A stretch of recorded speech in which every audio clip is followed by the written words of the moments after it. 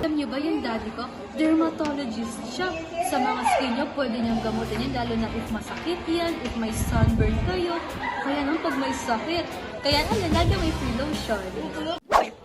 Ganda ng trabaho ng mga parents niya. Pero ako, yung mommy ko, ayun siya, plastic surgeon. So, baklang, dami nang gaganda ng mga nagawa niyang ilong. Ang tatang! Oo, and plus tumataas talaga. Oo, gano'n. Ganda ng ilong.